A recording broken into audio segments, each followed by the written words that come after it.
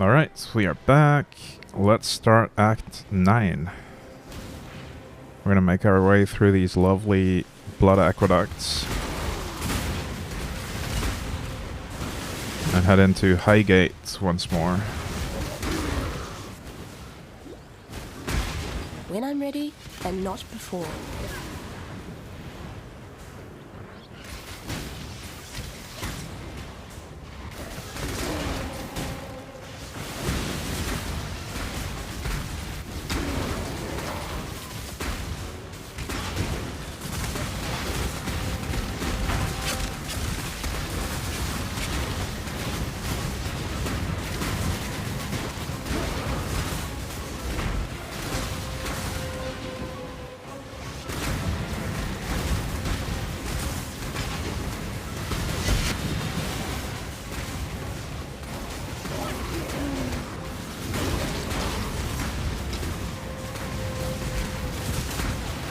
Now this zone is pretty great for farming a few extra levels in the campaign if you need them, but I definitely don't need them at this point. So I'm just gonna clear it once, running through.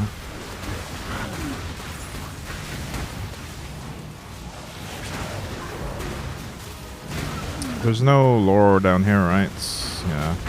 The first time we went through the aqueducts, there was a letter from Piety, I think, next to a corpse of a guard captain.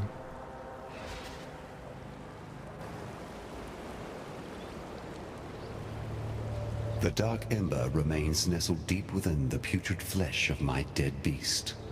With many of Highgate's tunnels now collapsed, we must forge another way inside.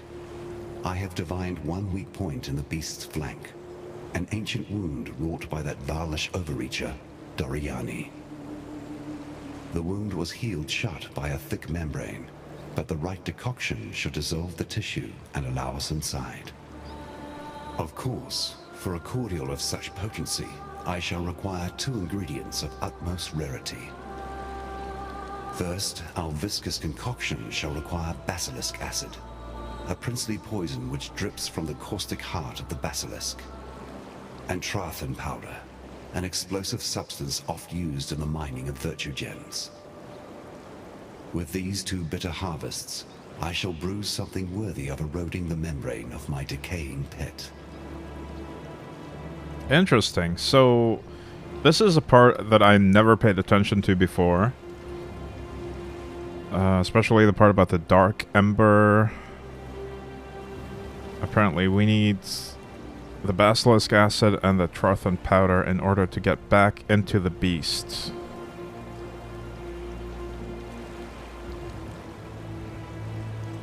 Yes? Let's ask about both of these things, though. Within the ruins of Highgate Refinery you shall find it. Trathan powder. A slightly more unstable blend to the kind found within the celebratory rockets and illuminations of Trathus. This devious mixture of crumbled chemistry was once used to blast holes through even the thickest mountainsides. It will ensure that our mixture has the brute force required, though one should tread carefully within the refinery, for General Adus and his elite legionnaires sought refuge there during the first moments of Malachi's cataclysm. If they remain, they will be creatures of darkest discipline, strong men in health and life, made even stronger in corruption and death. Basilisk acid drips from the hearts of those venomous monsters, though I cannot blame them for their disposition. They are tragic creatures.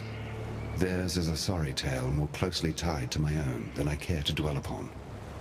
Alas, the forging of my dark ember produced some rather unfortunate byproducts. But we shall not see any success if I am to dwell on those past eras. Remember, humanity needs us. You can gripe all you want, lover. We can't stay here. Not with all this blood. Where do you expect us to go, Vanya? We have our whole lives here in Highgate. I don't know. West, perhaps? The Ezomite lands. I don't care. Just somewhere that has unpoisoned water. Oh, Beast Slayer. Good to see you again. Even if you have happened upon us in a rather unruly time. Shush now, sweetie. There's no need to bother them with our woes. Oh, they don't know. I can see on your face you haven't heard. It's Kira. She's gone mad. Absolutely bonkers. She's abducted Oyun. Stolen off with her into the desert. And to make matters worse... The whole of Highgate is in a state of disarray. There's beast blood in the water. Usurpers are eyeing up the throne. And the old gods have risen. If you want my advice, get out of Highgate. Or save us. While you still can. You must have encountered men and women like us before. Relic hunters. Collectors of rare antiquities. Anyway, Vanya and I are the best in the business. And we need your help locating a particularly rare item. Sweet, I was working them into it. It's an ancient sword belonging to the Marraketh goddess Garukan. The Stormblade, some call it. A weapon carved from crystal, capable of capturing even the most powerful of storms within its rigid edge. The goddess lost it somewhere in the eastern desert during her ancient battle against the necromancer Suresh and his undead horde. According to our research. Find the blade for us and we will make it worth your while. We'd do this ourselves, but what with the political unrest in Highgate as of late? We fear leaving, lest we find the gateways barred and ourselves without a home.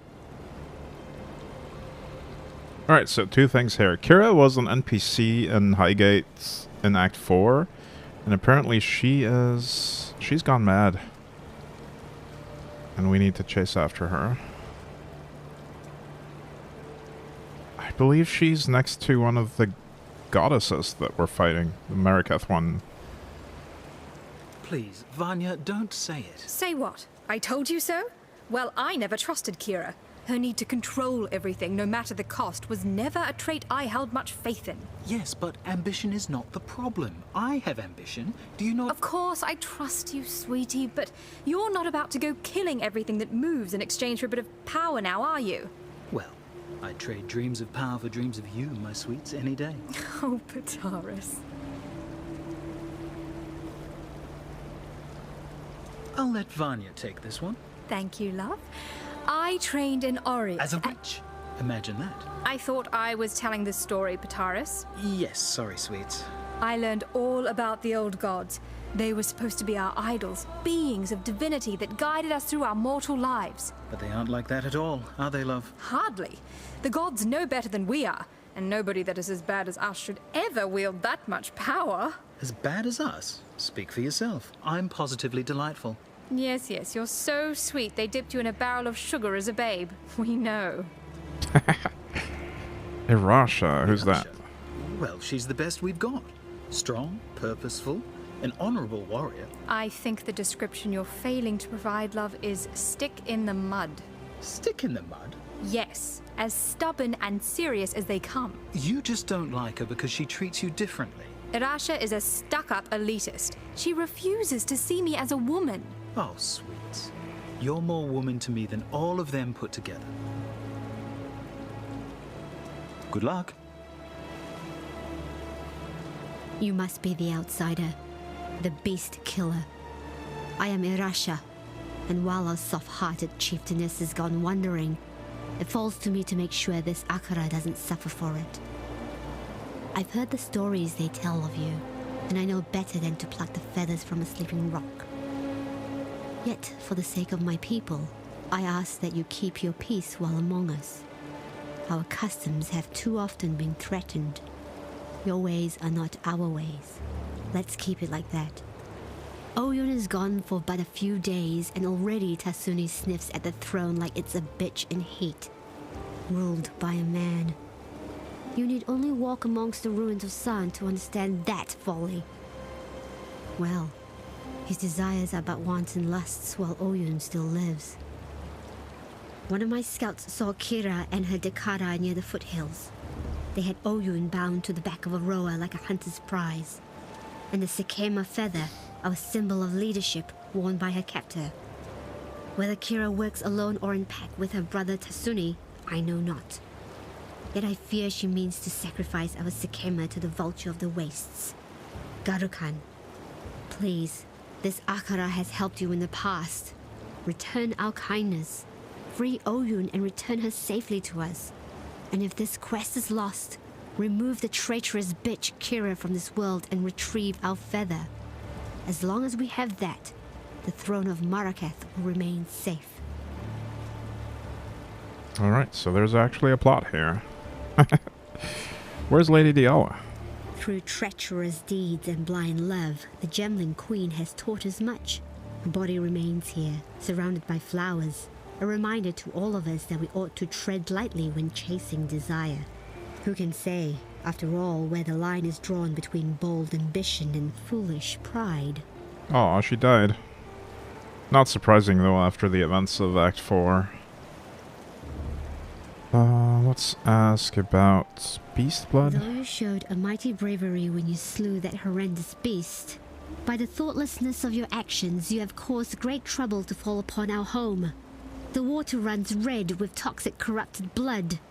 Now our people must travel far to fill their flasks and feed their livestock. It's as if we're in the midst of a great drought, while the water mocks us from within our own village. Not really my fault, to be honest.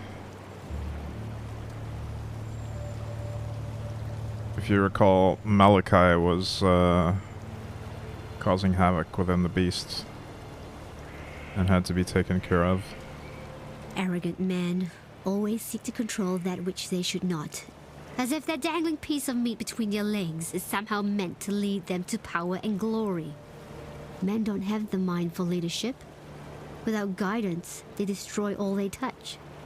Leave the trials of power to women. We, who know how to nurture, how to grow, how to protect. No matter where you come from or who you might be, we were all birthed by a mother. Our mothers protected us and gave us nourishment. It is our duty in life to honor that great task. Without a mother, none would tread this dirt today. The most important commandment in our people's tradition is this: honor the mother, honor the life. Let's ask about Garakan as well. I would offer prayers up to the goddess of the breeze as a child, and listen to her voice sing and whisper as she danced through my family's wind chimes. She was my favorite. But in light of recent time, I can only believe that some immortal madness has laid waste to her mind.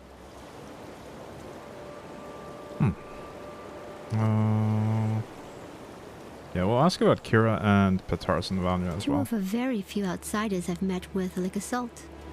I'm not saying I think they should have as much sway in the Akara as they do, but the fact is, the people like them. Oyun liked them.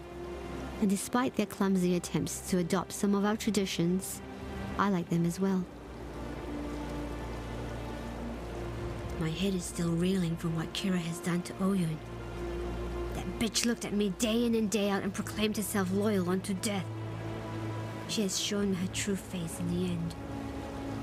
Once I thought the old gods were worthy of honor, and I can still see how one might think they are boons to be gained courting their favor.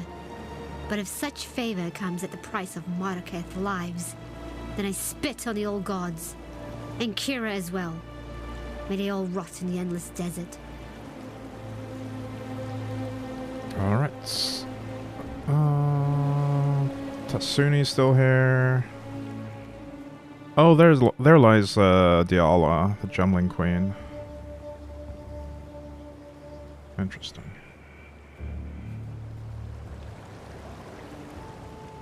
The nightmares are but whispers now, yet like prophets, cowering within crevice and crack.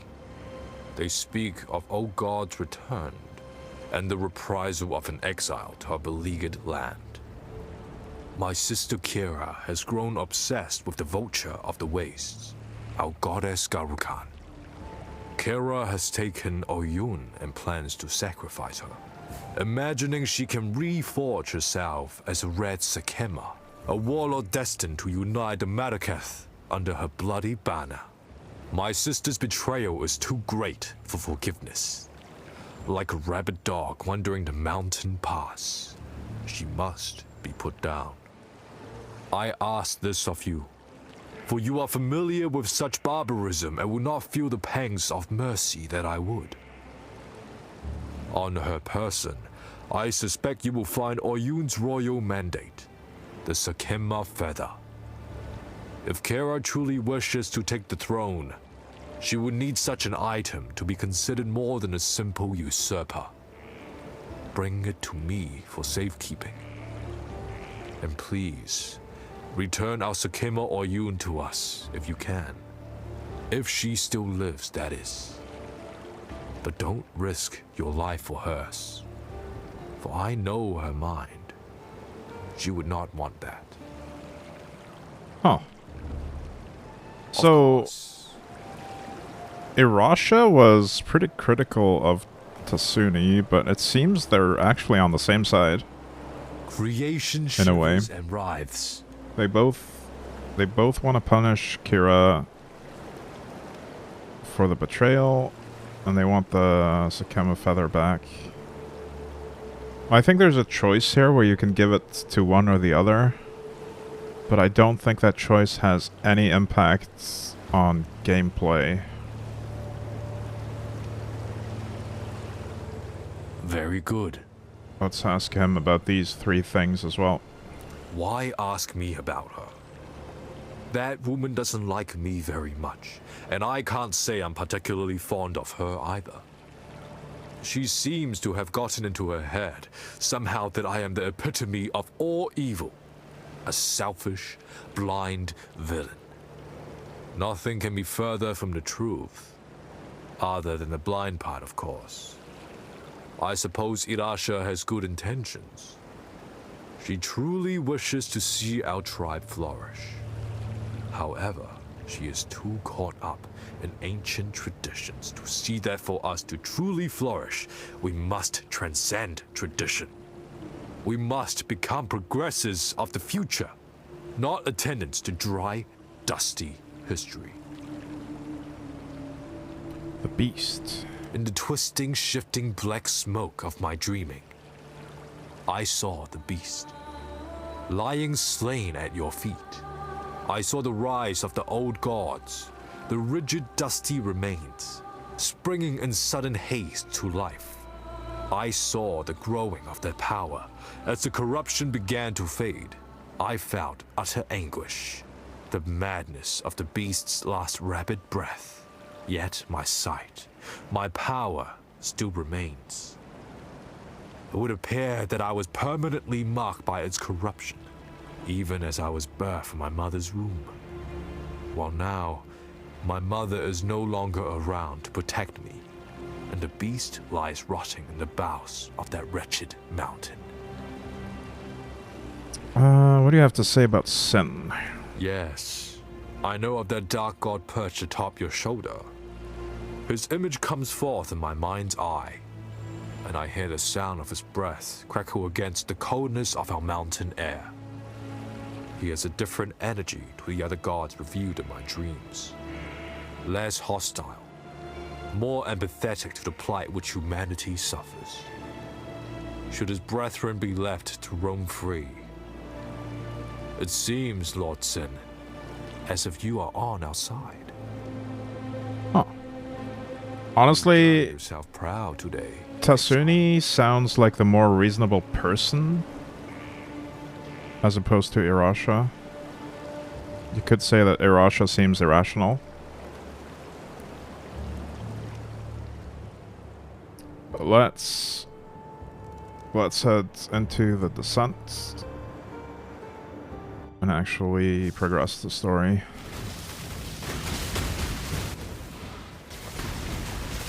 When I'm ready, and not before.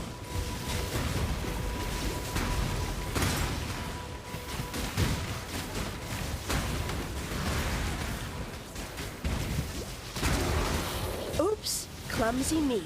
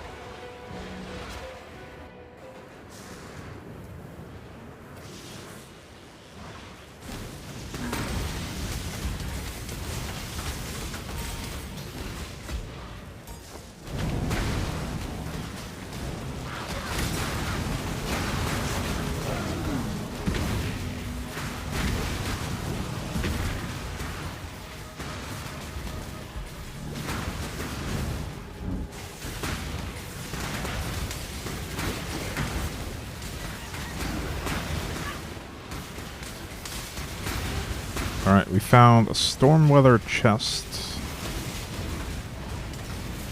in the ruins of some kind of shrine. Defeat the mummies.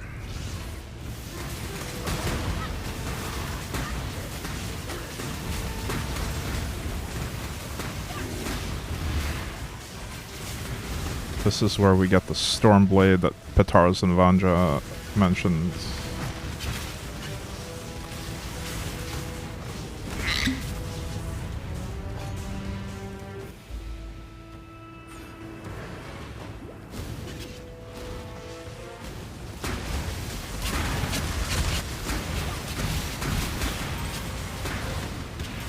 But we're really not doing that for story purposes.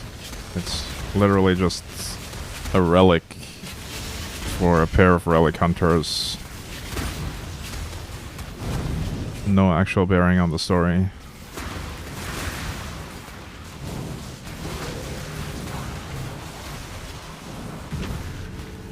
At least so it would seem at this point. Yeah, let's read what it says. Garakan sought madness and knowledge among the billowing clouds of a blackened sky, a vulture of pride who would not be refused, and so the stratosphere divulged unto her eldritch secrets. Oh, divulged unto her eldritch secrets of its tumultuous past. When I'm ready, and not before.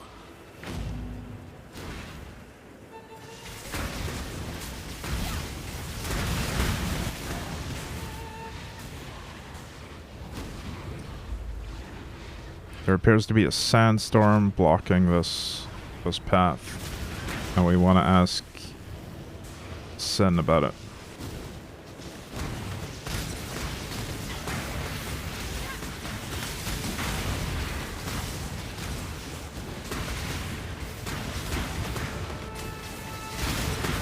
In the meantime, we can go this way.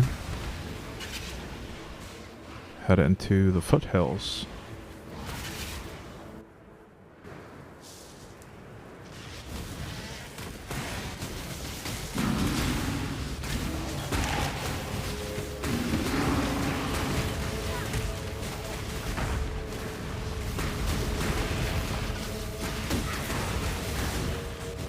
Alright, I'm gonna head back to town, even though normally I would just power through and do the quests here. I want to actually hear what they have to say about it. Maybe I can get the quests before I get the quest items this time.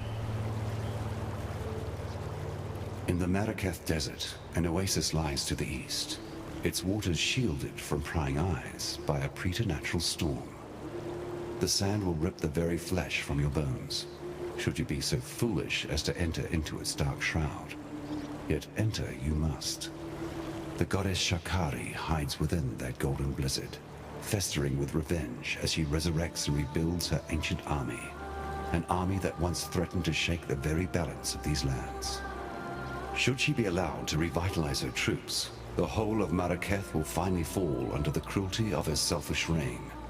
The storm is impenetrable for now, even to the likes of me, but there must be a way in. These Highgate locals, they have an affinity for the desert and harsh weather. One of them may know of a way to disperse the storm. Let's ask about the Queen of the Sands. It is not something I deign to speak of often, but this goddess, this creature, she was once the flesh of my flesh, blood of my blood. I rose into the clouds and fell into the arms of their queen, the beautiful Garu Khan. Now, if you think that mortal marriages are difficult to navigate, try an immortal one. We parted ways, yet not before my young Queen of the Sands was born into this world of filth and horror. Now you see how I must suffer for the sake of humanity, to lay mine own daughter upon the sacrificial altar. Wow, okay. So, Sen was married to Garakan, and he's the father of the Queen of the Sands. He fathered a scorpion. Although she probably wasn't a scorpion at one point. A traveler on the winds, Garakan pridefully plundered the sky for its secrets. To her mind, wisdom could be found in the eye of a hurricane. Please understand that Garo-Khan is not an evil being. She was once my friend and companion. Her beauty astonished me as her aspirations inspired me. Yet I must forgo my sentiments for the sake of humankind. Like winds erode the sandstone, Garo-Khan has been warped by the same powers she enslaved. This is not my goddess that you shall slay. And if I continue to say it, I might very well come to believe it. Farewell, alone. Queen of the Winds. I weep for my poor Garo-Khan. Huh. Together we experienced the loftiest moments that this world could offer. Alas, it was my heavy heart that she could no longer bear. I knew her pride would one day be the storm that would ravage my precious humanity. In truth, it was for Garo-Khan that I sowed the dark ember within the depths of Highgate. When love cannot be slain, it must be laid down to sleep. Remember, humanity needs us. You did it! They found it, Bataris! They found it! By the gods! Garo-Khan's famed Stormblade. Do you know what this means, my sweets? Once we find the right collector... Oh, we can go anywhere. Have anything. We will be like royalty. But the storm inside is a problem. It's too volatile in its current state. You're right. We can't trade away a weapon of such apocalyptic nature. This will require some pondering, my love. In the meantime, thank you, Exile. Take your pick of our stock. Have you ever heard much of the Marraketh legends? A truly unique cosmology of strange creatures, pagan gods, and powerful treasures. One such story talks of a magical stone dial. A Marraketh calendar, said to detail important events in the future of our world. General Adis, a war hero of the Empire, reported in his diaries of discovering a dial meeting that description at a dig site somewhere in the foothills. It appears the war hero had a secret penchant for archaeologies. But the cataclysm wiped the land clean and buried the dig site in rocks and sand. No one has been able to locate it since, nor the stone dial. Seems that with everything that's been going on of late, knowing what's due to happen in the future could be a fairly profitable ability. We know you would never have use for such a gift. It would remove all the enjoyment out of adventure for someone like you. Yet, in times such as these, us small folk could do well with a heads up if something particularly nasty were to occur. Besides, a relic like that should sit in a museum. Or our collection. Not be lost beneath the rubble where it benefits no one. If you were to track the calendar down for us, we would pay you handsomely, Exile. Yes, we are traders of antiquities after all. Well, it took some time, but thanks to our Marraketh neighbors... And their ancient traditions. We managed a strain of thaumaturgy to remove the storm from Garo-Khan's blade. We even bottled it for safekeeping. We'd rather not trust anyone with this sort of power, but perhaps you can use it to clear away that sandstorm in the desert? Find out what sort of nasties are hiding out there in the desert and put a stop to them. Turns out the sword was vital to the story after all, because we need this bottle storm to make it into the desert. One should not entice the storm, one cannot invite the storm, or give warrant to its tyrant soul. We survive only by appeasing the storm with gifts and offerings of adoration. We hope that in its mercy it shall pass us by. Tempestology of the Marraketh, Repudian the Fourth. Let's ask about General Adis as well. A noble legionnaire. But a legionnaire. Morning, all the Sally. same. Bataris and I did our research on Adis We needed to know as much about him and his dig site as possible. to make sure he was worth our while. The general was an eternal commander of the Highgate Legion. He ran a mining camp up here in the mountains. The bastard was the one responsible for controlling Karui, Marraketh, and Ezamite slaves, forcing them into the black bowels of rockfishers in search of gems. At least he treated them fairly and as human beings. A slave is still a slave, my sweets. For all his faults, the general appears to have been a good man for his time. It's a shame what happened to him. An even greater shame that by the sounds of things, he's come back. Yes, we'd advise steering clear of his old camp.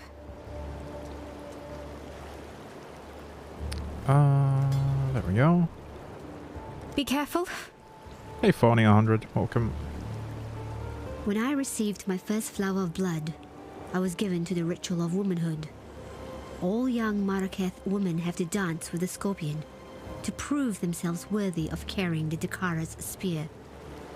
It is no easy task to catch a black Marraketh scorpion. Their tails are swift, their stingers sharp, their poison lethal. I made my way through the trial unscathed, but my sister, we shared a womb, came into this world together. She left it, thrashing and foaming at the mouth. Since that day, I have slept with one eye open for fear of the scorpion's sting. And now Shakari, the mother of all black bugs, rises from the sands. Find that scuttling bitch and kill her for me and for every child, every little girl who has suffered and died by the barb of a countless poisoned tails. Wow, it sounds like those archaic traditions are the problem and not really the scorpions, if you ask me, Irasha, but okay. Still, we do want to slay that god, so we'll head over there after we get the... Actually, let's do that now. We have the stuff for that.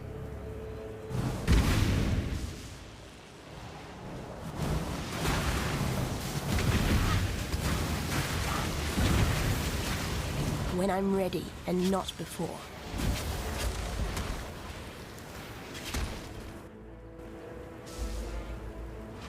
We've removed the storm using the bottle storm. Use one storm to remove another, apparently. Fight fire with fire.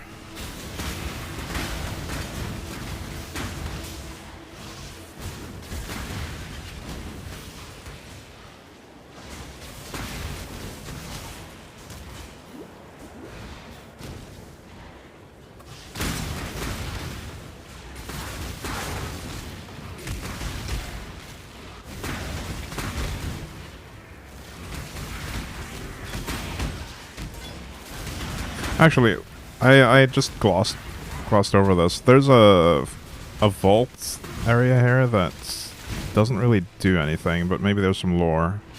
The Forbidden Vault. Right, this is where we meet Jun, actually. Exile, I fear I have not been entirely honest with you. This dusty pit was once the Forbidden Vault, and I its guardian. That you have not heard of it is not surprising. It was kept in absolute secrecy for countless generations, known only to my Akara. The Order of the Jinn. It feels so strange to tell someone. To speak so plainly would have been a sin of the highest order, punishable by death. It seems harsh to an outsider like yourself, but you do not know the importance of what we did. The Forbidden Vault. Now, I don't believe we've actually encountered Jun yet in this playthrough before now. It was possible to encounter her in this act, but we missed it. My Akara, my people, were long ago tasked with protecting the people of Wraeclast from themselves. Many artifacts of great power exist. You have come across some such in your travels. But there are some artifacts whose power is so great that to use them would put the world in jeopardy. Artifacts like the Horns of Kulamak. We, the Order of the Jinn, existed to keep such power sealed away in secret. Better that the world forget that it, and we exist, than fight for control of a power they have no hope of controlling. Isn't she in the town the first time you arrive? I didn't see her. I think you encounter her first when you run into a fortification syndicate encounter. I could be wrong though. Maybe I just missed her in town. Let's ask about the Order of the Jinn. You have not heard of us because you were never meant to hear of us. I say us. In truth, it is just me left. We came from all walks of life, but we were all orphans, taken in and raised by the Order, and taught never to speak of it under punishment of death. It sounds harsh, I understand, but such was the importance of our duty that a life of solitude and secrecy was necessary. For hundreds, maybe thousands of years, we remained secret. Until Giannis Perandus, that imbecile, he sold us out. Reaching for the last vestiges of his ancestral glory. Just like his great-grandfather Chittus, he may have doomed us all. You have heard of the famed Perandus family, I have no doubt. Wealthy and powerful, and responsible for putting Malachi in position to bring Wraeclast to ruin all those centuries ago. Though Emperor Chittus is the most famous of the Perandus family, some remnants of his vile bloodline linger even still. Giannis was one such remnant. He too was orphaned, but with the Perandus coffers dry and the Perandus name worth its weight in gold, no one took him in.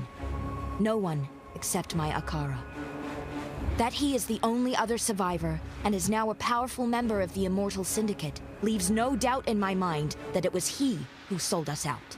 If there is but one silver lining in all of this, it is that I may get to sink my blades into his flesh over and over and over. Yeah, she really hates him. Well, that explains it. Yeah, also, I just noticed that Emperor Chittus was also a Perandus.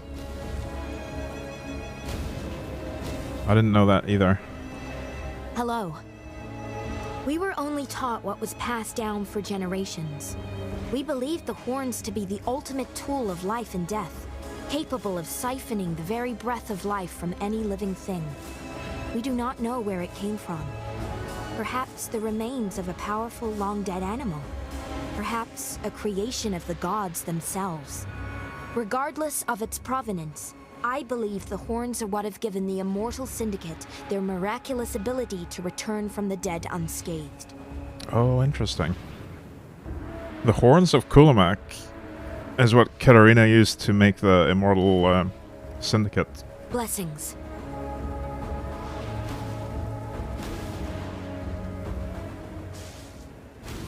A long, long time ago, Katarina used to be a Forsaken Master. I was actually one of the NPCs you had to do tasks in your maps for.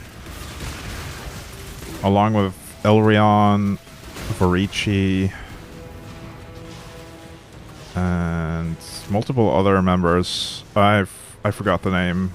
Wait, Haku. Who else? Tora. When I'm ready, and not before.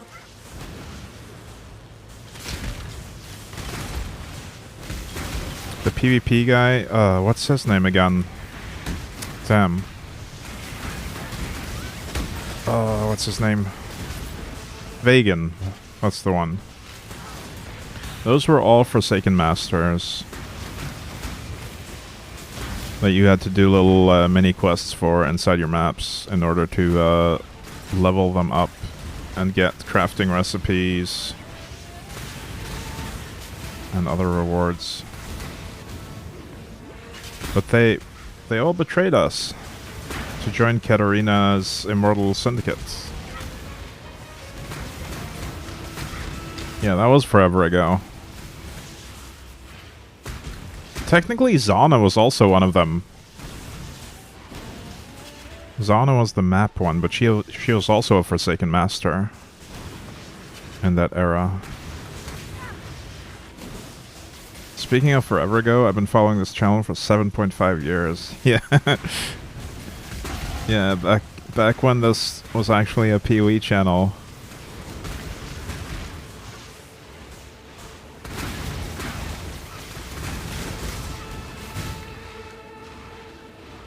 And there used to be rain sounds in the background.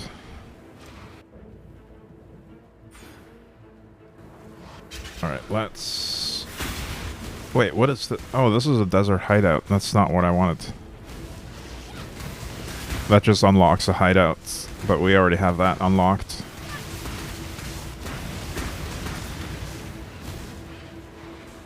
Let's head into the sand pits and fight Shakari, Queen of the Sands, Daughter of Sin, and Garakan.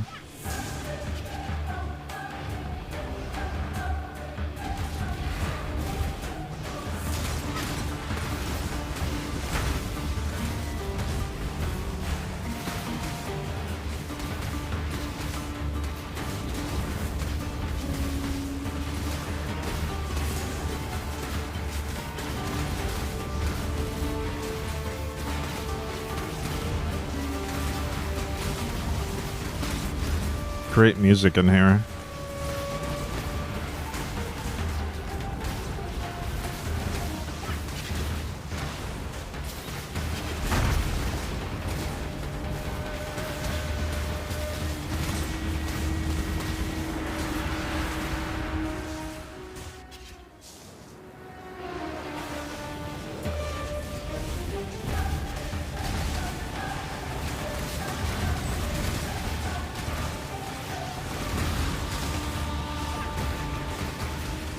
The voice acting seemed really great in Baldur's Gate.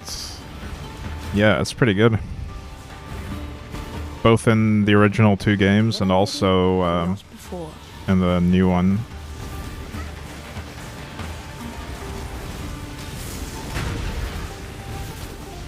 Gameplay-wise, the old ones didn't really hold up that well, in my opinion. They're kind of archaic. They even use older D&D rules, which are a bit more complicated. Be free from the torments of immortality. But the voice acting's great, and the story is pretty great. A mother's keen heart shall bleed into the dreams of her daughter. Once a beauty who held captive the hearts of men and women alike, Shikari's splendor decayed into lust for the power possessed by her skyborn mother. My daughter once sought out such power within the great sands of this desert. Ever determined, she found it, and it made of her the twisted creature you so mercifully dispatched. Driven by agony and shame, she built an army out here in these sweltering lands, and would have conquered the very sky had not the beast soothed her into peaceful oblivion. A babe once more, sleeping in her cradle. Alright. A toxic taste. Just the way I enjoy it. Again, the witch wants to taste things. Especially nasty things. She wants to eat everything, drink everything, taste everything.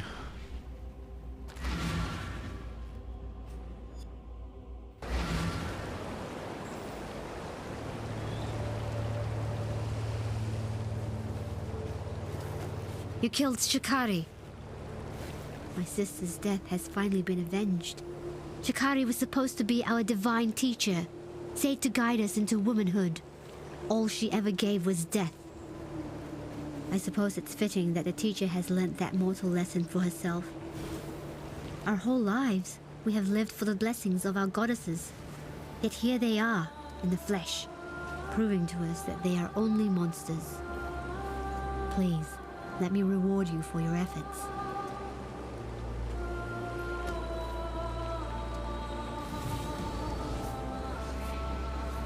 Hello. Yes? Yes? So Juna is here, but I didn't even notice her the first time we entered the town. I guess we could look back at the video and see if she was actually here the whole time. Blessings. I didn't see her at least. Celerin. Who are you?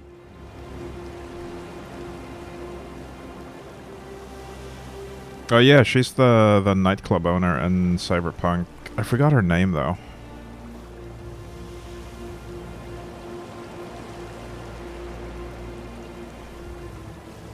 If these guys weren't so stingy with their skill books, this whole debacle would have been over a decade ago. Nice. Yeah, there's so much untapped potential in all these skill books. Alright, let's head back to the foothills, get the basilisk acid from the boiling lake.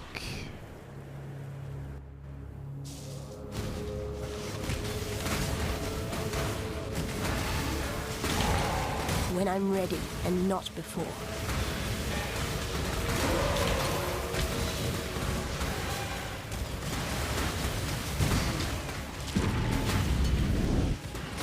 Right, no, this flask. Actually, this life flask might be usable. I haven't really been replacing my flasks. Currently have a poison one. Yeah, let's take this one instead. Just heals a lot more.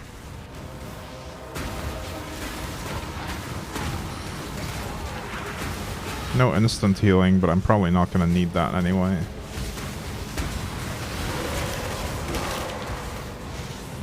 And if I recall correctly, I have corrupted blood immunity on my mana flask. Oh, hi. There's a basilisk. Currency gift, I'll keep that. Shame. I would have loved a basilisk as a pet.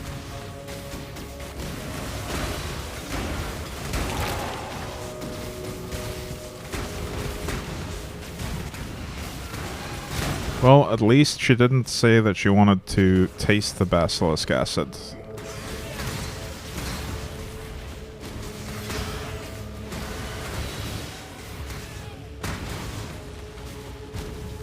I think that might have ended poorly.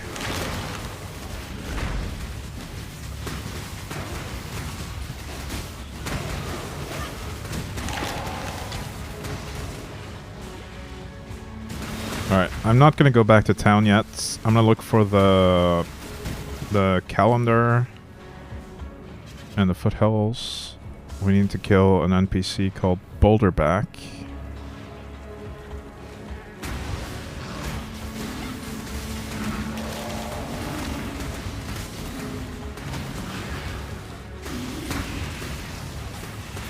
In my opinion, missed opportunity. The basilisk could have turned the actual boss to stone and then it awakens when you kill it. True, that would have been a twist. Exile! You are a welcome omen. Oh, hi, Einar. You are captured. Stupid beast. You are captured, stupid beast.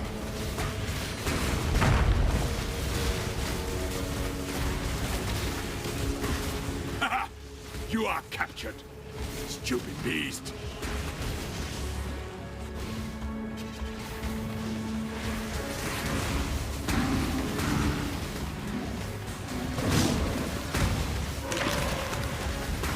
I can never remember where Boulderback actually is in this zone. He looks just like these people, or these creatures, rather. Just slightly different skin.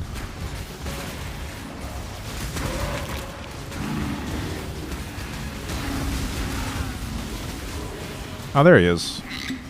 Off you go, little beast. I guess he's made of stone, maybe. He's one of these creatures, but made of stone. Calendar of Fortune. Yeah, you get the quest item drop as well, so you see it immediately once you kill him. The king looked upon images swirling atop the ancient stone dial. You look peaceful, he told his bride-to-be. So peaceful, asleep in her wedding bed. But in phantasm, she did not slumber. And what he saw was not a place for dreams, rather a wooden box about to be closed and lowered into earthy depths. Wraeclast legend. She was in a coffin. Oh.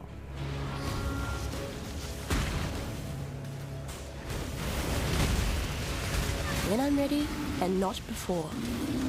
I wonder what that has to do with the calendar. Why is that flavor text on the calendar?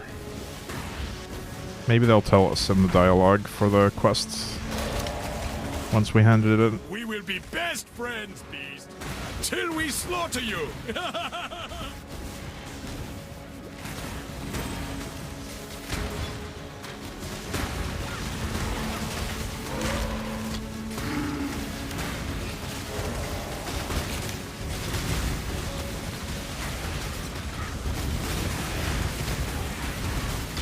There are no more worthy beasts nearby, so Einar will go feed the ones we caught. Good job, Einar. Let's head through the tunnel. Although I should probably go back to town soon to get some more information.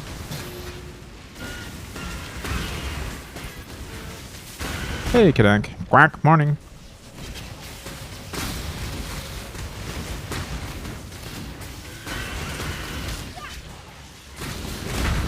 I believe there's a labyrinth trial in here as well, but we don't have to do it.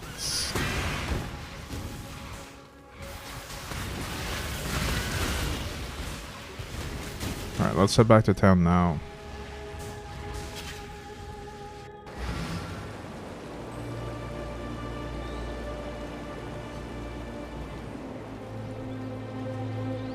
Hey, no beasts were harmed in the making of this video game, Sully. You have done well, but our concoction requires both acid and powder. Return to me when you have collected the second partner in our corrosive duo. Goodbye. Ah, our relic hunter returns. You could make a regular go at this. How about it, hero? Leave behind your warmongering ways and work for us. No? Well, never mind. In any case... Here's that reward we promised. Take care.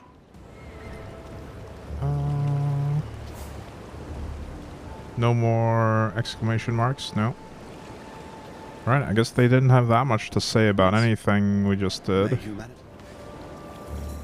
Through treachery. We can sell that. Oh, this is enduring.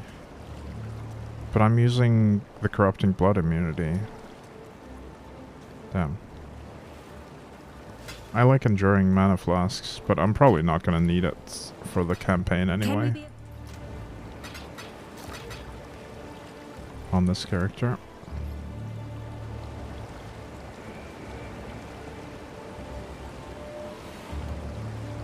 Back through the tunnel we go. When I'm ready, and not before.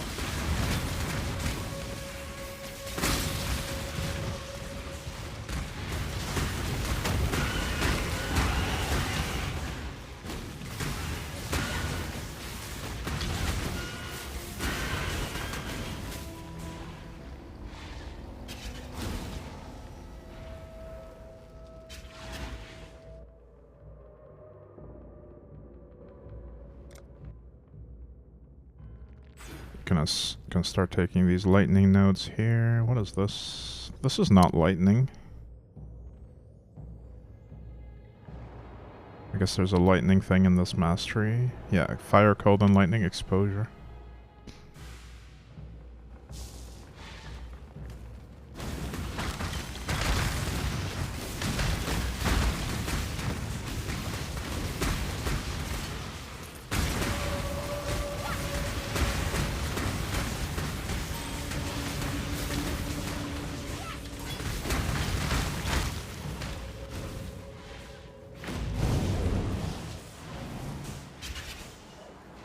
Alright, so this is that wound in the beast that we were told about. May humanity flourish. The ember is a seed, the black core of the beast's heart. It is the pure, undiluted essence of corruption.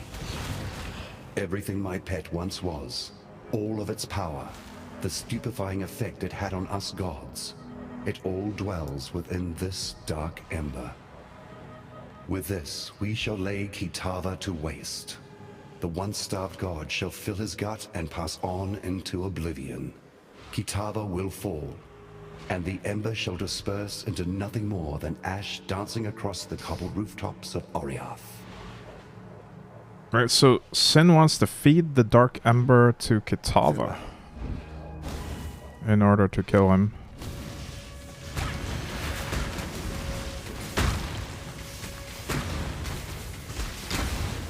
I don't quite remember, but I don't think that's exactly how how it pans out in Act 10. We'll see though.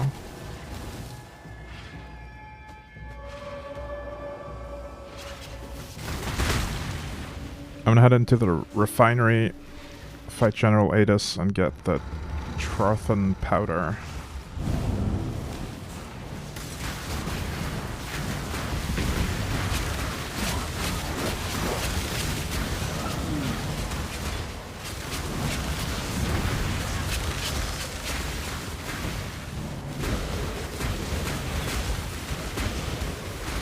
There were a lot of corpse exploders there.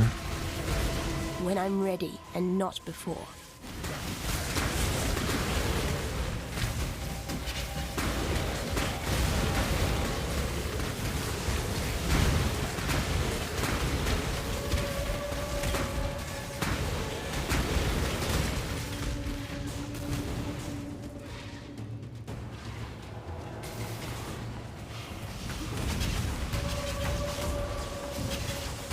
This guy doesn't even say anything. He just immediately wants to fight.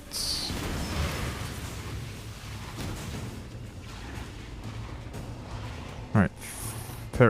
Theurgic Precipitate Machine.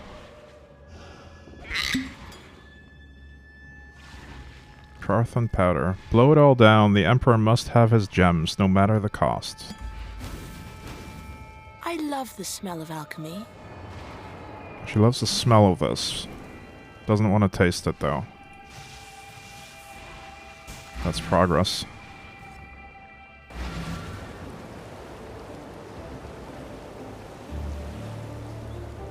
And so my mistakes are put to rest, and the mighty general has fallen.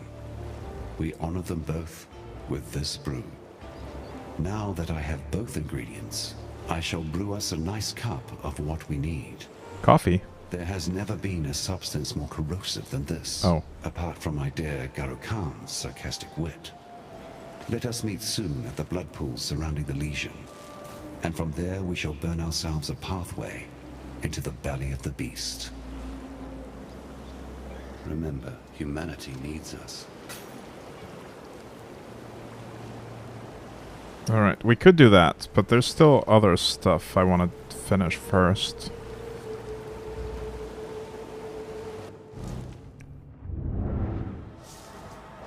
We need to save Oyun from Kira and Garakan. That should be on the opposite side from the refinery.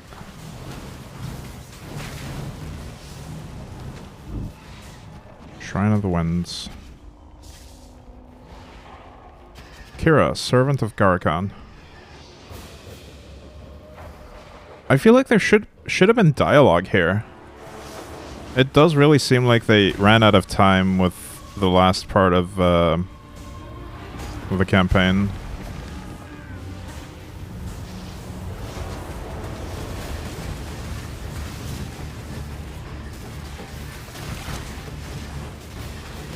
A lot of the bosses are just instant combat. No dialogue.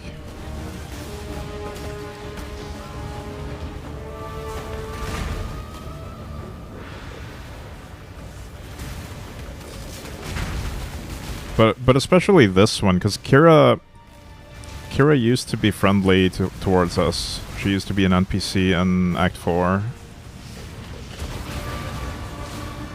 Why would gods have words to spare from mere mortals? Yeah, but Kira though. I get why the gods don't talk.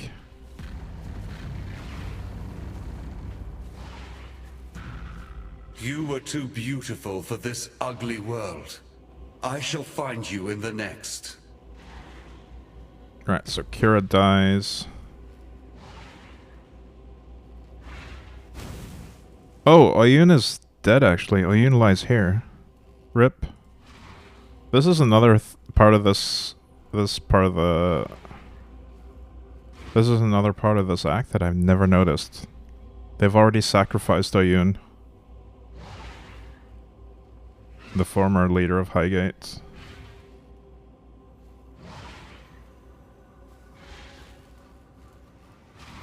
But yes, Kira did get killed in that encounter, along with Garakan. It shames me to know the horrors wrought by our hands, here and now. Garo-Khan was complicated, but she was also stubborn, and never would have thought to change her ways. We have given her a sky burial. That is the best we can do. Even in the old times, she was vain beyond comparison. It was her ambition that corrupted her, despite all my warning words. Well, look now, where ambition has gotten you, my love. We only get dialogue from the feather. Divine spark, like no other. Yeah. What is a sky burial? Leaving the body to rot under the sky, maybe? Because that's the only burial she's getting. I mean, because you have to choose between who to give the feather to. Yeah, I'm leaning towards Tasuni. I was initially leaning towards Irasha, but then she went on some really angry rants. I feel like Tasuni is the more reasonable person. Also, I'm not a fan of old traditions being upheld. Like, traditions are... How do I put it? If a tradition is doing more harm than good, then it should be abolished. And Irasha does not seem to understand that. Tasuni always struck me a bit power-hungry. I really didn't get that from his dialogue. And not before. Irasha accused him of being power-hungry, but... Yeah, I really didn't get that feel from my conversations with him. But there could be no good answer here. Maybe they're both bad. That seems to be a recurring theme with this game. All the options lead to bad outcomes. Kind of like Cyberpunk.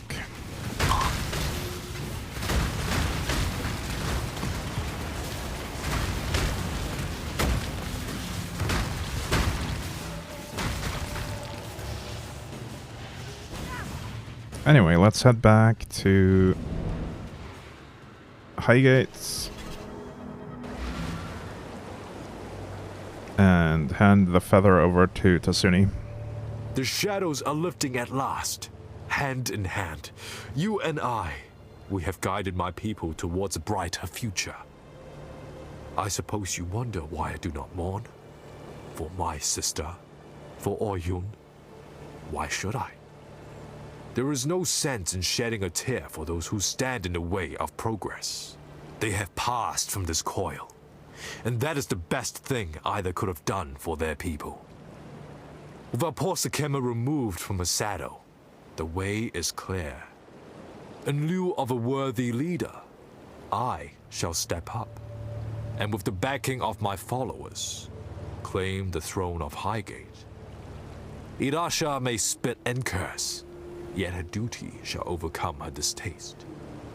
She will bow to the one who bears the feather, as high custom dictates. Of course. Another reason why I think he's a better pick is he's literally blind. They could easily assassinate him if he becomes too power hungry. He wouldn't see them coming.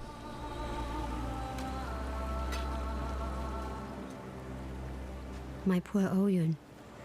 Tell me, Exile, did she suffer? No, I don't desire to know.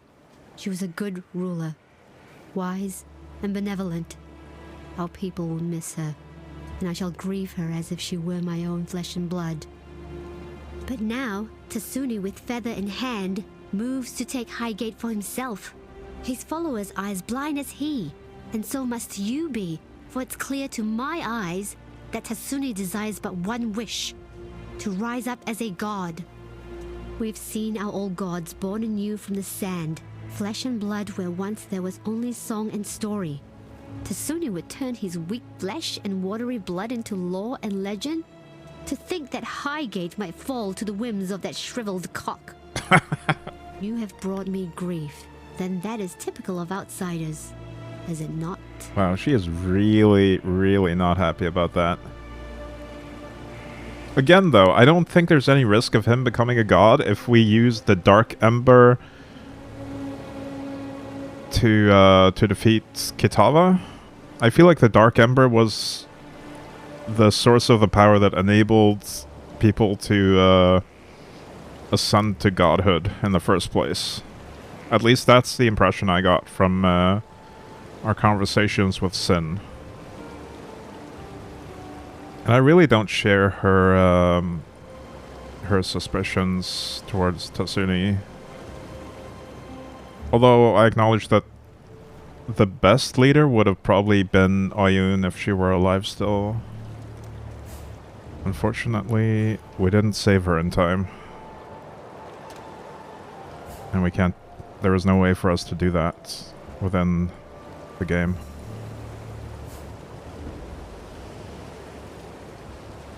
Alright, head back to the quarry, meet Sin, and melt this, this wall of bone and flesh. Here we stand, amidst the coagulating remnants of my creation. Funny, isn't it? Once I placed my beast on a pedestal as my pride and joy. Yet now I send you to breach the hull of my pet's fouling black core. I have brewed for us a potion from the remnants of our harvesting hunt. I shall apply this fermentation to the weakened membrane and meet you within the black core where we shall further our agenda.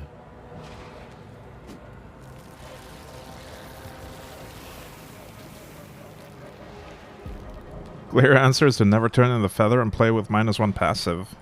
Oh, and just forever have the feather in our inventory as well. Because you can't stash quest items. Ruler of Highgate ending, yeah. Maybe the witch will eventually eat the feather to taste it. Hey Fawny, have a good one.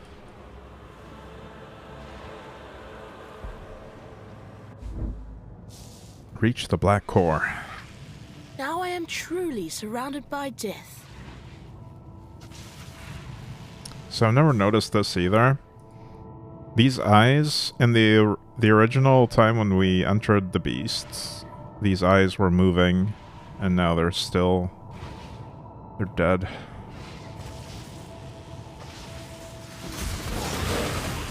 No more Resident Evil weak spots to shoot at.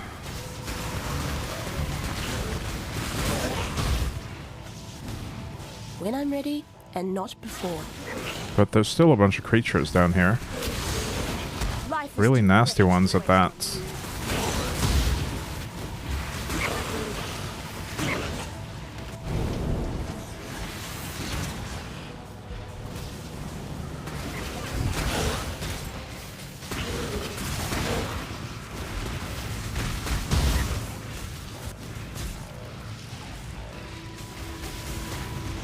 I wonder what the story is with Drool Maw. I think this is another NPC or mini-boss that they just never explain. Doesn't this scythe looks kind of like the Harvest unique item, doesn't it? And actually, his armor looks very similar to alternate art Carcass Jack from one of the early race leagues. But maybe it's not the same model. I'm not sure.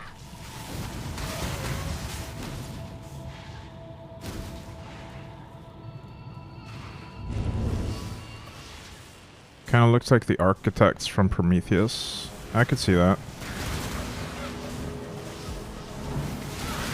Looked exactly like the Harvest? Yeah, I thought so.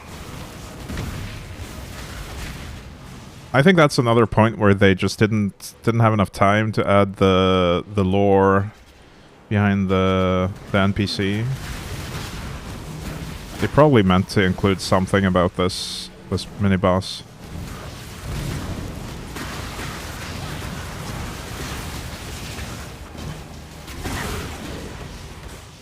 What was the reason, or what was the NPC's name? Drool Maw. Hang on, let me type it out. Drool Maw.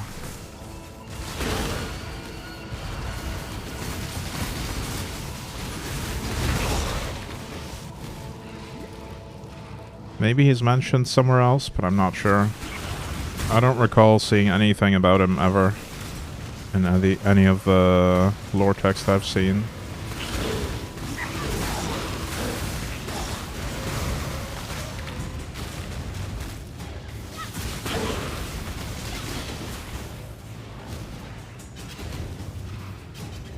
Alright, we're entering the rotting core.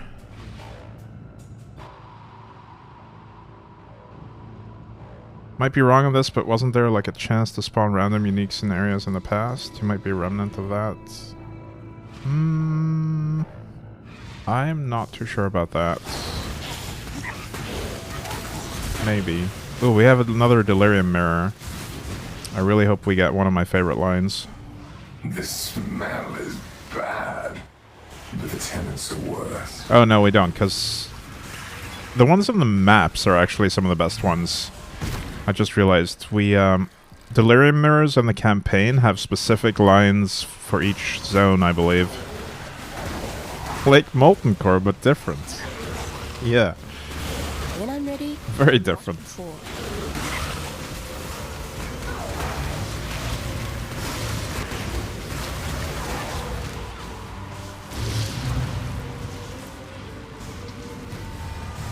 We just need 40 people and we're good, yeah.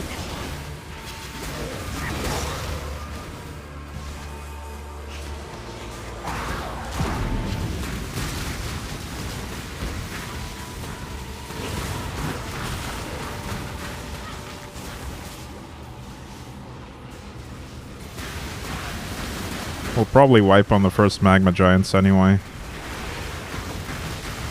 Because someone pulled an extra dog during the fight.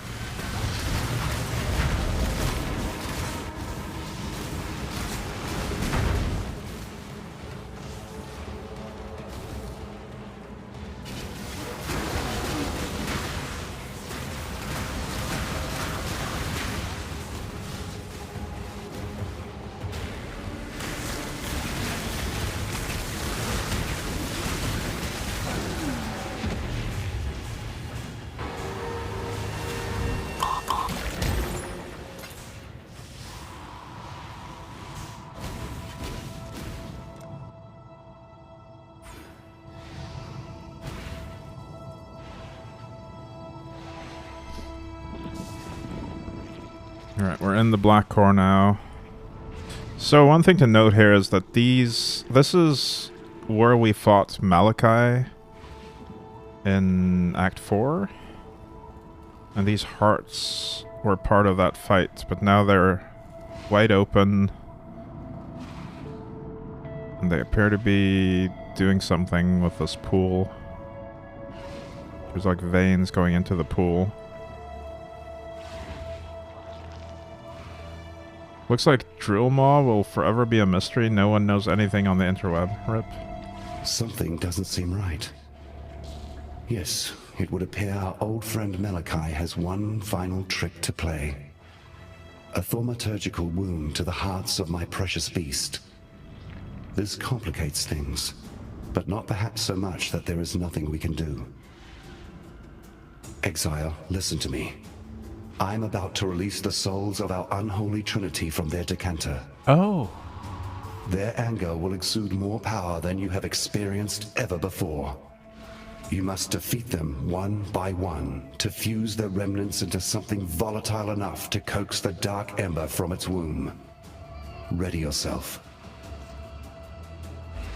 I never realized this. He's the one that releases the trio.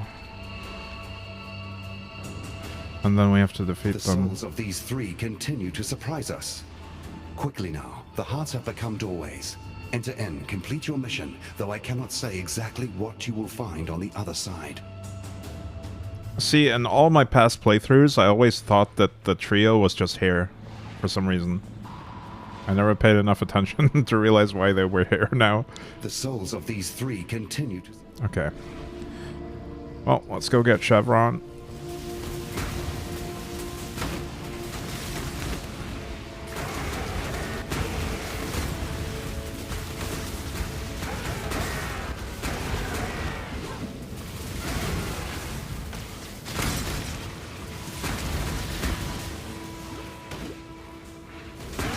When I'm ready, and not before.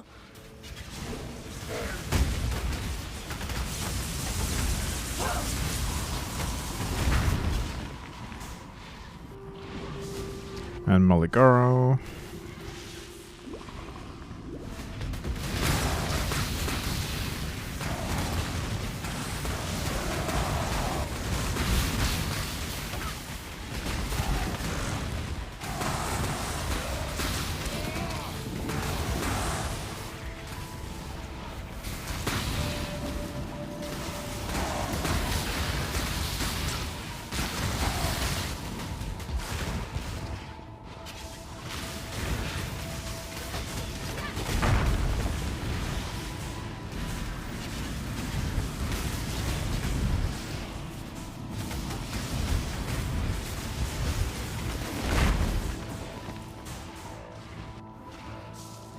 And Dordry.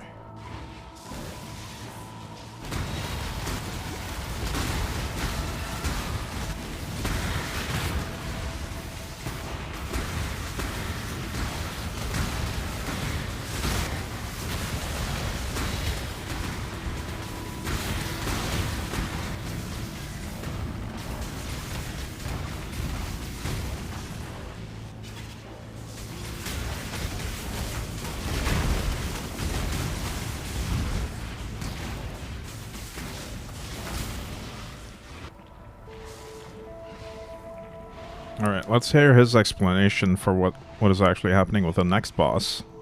Because that one's a bit weird. At last, our trio joins to become one foul spirit. Destroy that creature of darkness, and let us be rid of this place. Okay, so releasing them onto the hearts and killing them again turns them into the trio. The depraved trinity. And somehow defeating them will let us get the Dark Ember. I'm not sure I completely follow, but okay. Video game logic, I guess. My soul flows with dark energies. Time to show them what I can really do. Oh, and where are we right now? I never really paid attention to that either. Whalem Roth is here with a ship. I wonder if we just got expelled through the aqueducts or something, or through the running water. And this is the ocean. Weird. You're questioning me, the great sea mistress Lily Roth, about how she so happened to find you failing at drowning on some godforsaken fleshy piece of land. Thought it'd be obvious. Grandfather and I, we came to thank you for our little reunion here you started. Caught wind that you were playing around up here with that dead beast from the locals. So we followed your trail, dreading we'd be finding your body bits strewn all over this godforsaken mountain. But lo and behold, what do we get? Our favourite exile twiddling their thumbs. Your lucky old Whalem's still got some thaumaturgical prowess in his bones. How the hell did you end up here anyhow? Well, I suppose you'll be wanting us to ferry you over to Oriath. Take care of that nasty cannibal god Katava once and for all? Well, we'd be glad to oblige. There'll be plenty of treasures in ruined Theopolis just sitting there for the taking, I'm sure. Say the words and we'll set the sails. Wow, that's the first trade whisper I've gotten this entire league. Oh, it has maximum fire res. That's actually a pretty good one.